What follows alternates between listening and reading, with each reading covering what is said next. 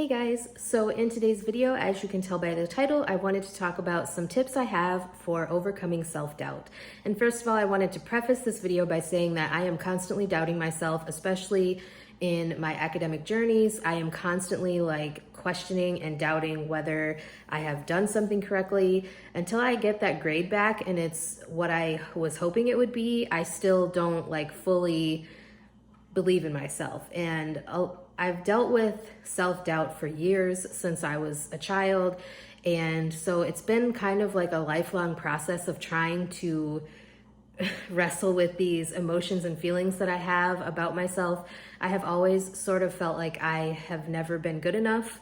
And I think part of that stems from the fact that my birth father didn't really want anything to do with me. That's a whole nother story. But in this video, I wanted to talk about some tips that I have for overcoming self-doubt. And so I do have notes written on my laptop, which is sitting right here. So if you see me looking this way and not at the camera, that is why.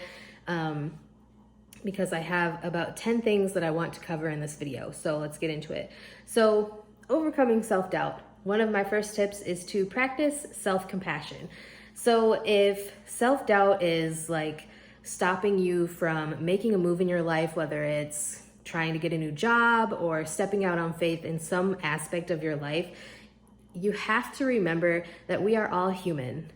None of us is perfect. Everybody makes mistakes. And so it's okay. We all doubt our abilities, and often when you doubt your abilities and you engage in these self-doubt activities, whether it's internally or externally, it's because you are afraid to make a mistake, and you don't want any mistakes to happen in your life. I'm a perfectionist. I have done this for years, but you also have to realize that mistakes are how we learn and grow. Learning from mistakes is one of the best ways that you can become a better version of yourself. And so being kind to yourself and practicing self-compassion is one of the ways that you can help deal with your self-doubt. It's not always easy, definitely not, because I can be one of my harshest critics, and I think that's true of everybody. I can definitely be very hard on myself. So just practice being kind to yourself. Another way to deal with your self-doubt is to remember everything that you've achieved in the past. Obviously, there have been good times and there have been bad times, but when you are feeling those feelings where you're doubting yourself, bring up those positive things that you've achieved. Bring up, that job that you got when you didn't think you would, or the grade that you got on a project that you didn't think that you would pass. A lot of our achievements are born out of uncertainty and that doubt feeling, and you still achieved it. So be proud of yourself for the things that you've achieved. And also, it's not as good of an idea to focus on your past failures, but if you are able to spin those failures into a positive aspect, then you can also think of it that way. But working on the self-doubt thing, I would focus on the things that you've achieved and accomplished, just because it helps to remind yourself that you are able to achieve the things that you want to achieve. Now, number 3 is something that's really hard to do for anybody. Try not to compare yourself to others. So if you see somebody on YouTube, for example, and you see that they are a doctor or a nurse practitioner, or they have a job that you want, try to remember that you are not them. You are not existing on the same timeline as them. You are not in the same life. You don't have the same exact circumstances that they do. So you have to remember, or at least try, not to compare yourself to them, because everybody's life, timeline, and experiences are way different. And comparing yourself to others can also steal some of the joy away from you, from the things that you have accomplished in your life. Everybody has accomplished a lot of different things throughout their life, whether it's big or small, and comparing yourself to somebody else, even if they're the same age as you, the same race, the same gender, doesn't necessarily mean that you're going to be at the same point in life as they are. Everybody moves through life at different paces. So just be careful with that. Number 4, be mindful of your own thinking. When your negative thoughts begin to creep into your mind, you have to realize that we engage in such negative self-talk on such a frequent basis that sometimes our negative self-talk becomes so common that we don't even realize we're doing it anymore. So imposter syndrome like thrives when you are doing that negative self-talk, and imposter syndrome can make you feel like you're not worthy of the job that you have or the place that you're at in life, and make you feel like you won't be able to do the job good enough. And so when those thoughts creep in, you have to take a moment, step back, and think to yourself, are these things really true? Is what I'm telling myself really true? Or is it just me being a perfectionist, or me being an overachiever, or me just being really, really hard on myself? And if those are true, then you need to take a step back and maybe find something that you are thankful for, praise yourself, figure out a way to stop those negative thoughts. And also consider, I have on here in big bold notes, consider how thinking positively may shift your mindset, allowing you to be more confident in your own abilities. So number 5 is very important. Make sure that you spend time with people who are supportive of you in whatever aspect that may be, whether they are supportive of you educationally or professionally, whether they are, just there for moral support. It helps to make sure that you surround yourself with positive thinking, supportive people, because if you surround yourself with people who are going to feed into your negative energy and confirm the negative thoughts that you have about yourself, whether or not they are actually true, that's not going to help you get out of that negative mindset. People who are in your life on a regular basis, they know what you're capable of. Sometimes, I will say that sometimes. So when you're feeling self-doubt, if you have like an aunt or a grandma or a sister, brother, friend, whoever it is that is very supportive of you, surround yourself with that person. And if you're having a day where you're feeling down, reach out to that person and say, hey, when I'm having a negative day, could you be my support person, where I can reach out to you and you can tell me something good about myself? Something like that, even as small as that, could help. So number 6 is find validation from within. So even though you have your support person or support people, you also have to make sure that you have faith in yourself and your own abilities. It is a great feeling to get that reassurance from other people, but you also have to be able to reassure yourself. Constant reassurance doesn't mean much from other people if you still don't believe in yourself at the end of the day. And I could also suggest that if you feel like you don't know how to be confident in yourself, maybe it's time to see a therapist and talk through some of the feelings and emotions that you're having.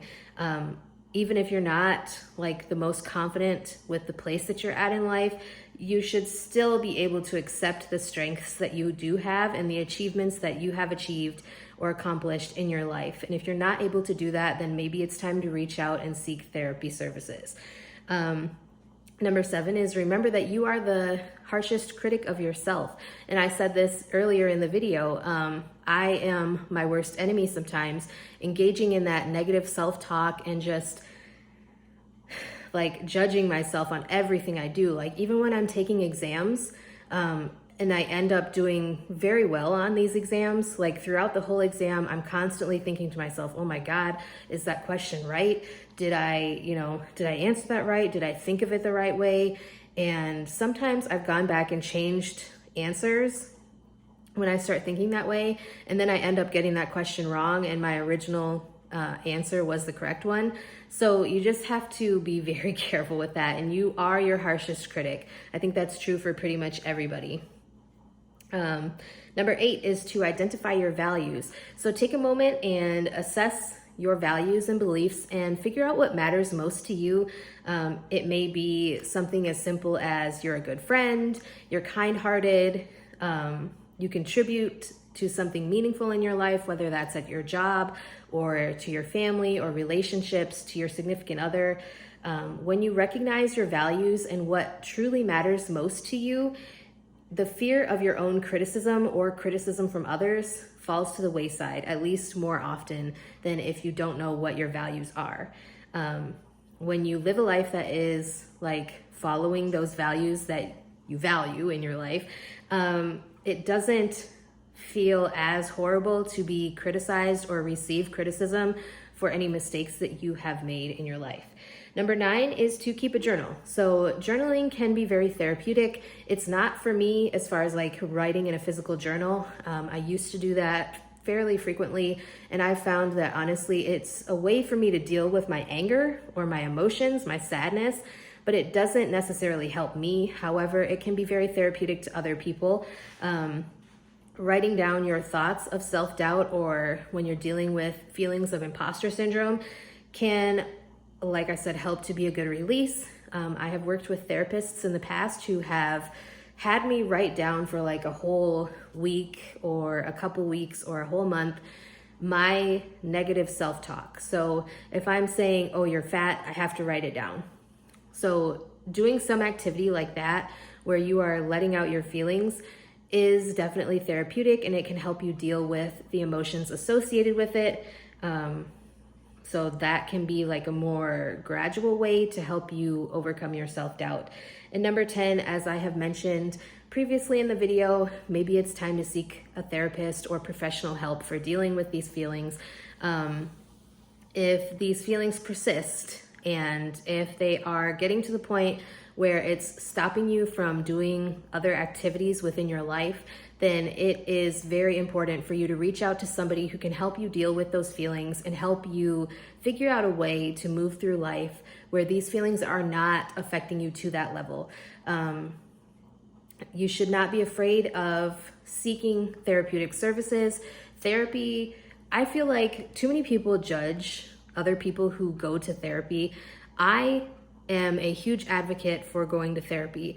It has helped me multiple times throughout my life. Some of the hardest situations in my life that I have dealt with, just talking to somebody who's like someone that is an outsider and not actually going through it, you know, or living your life, or someone that, you know, sees you on a day-to-day basis.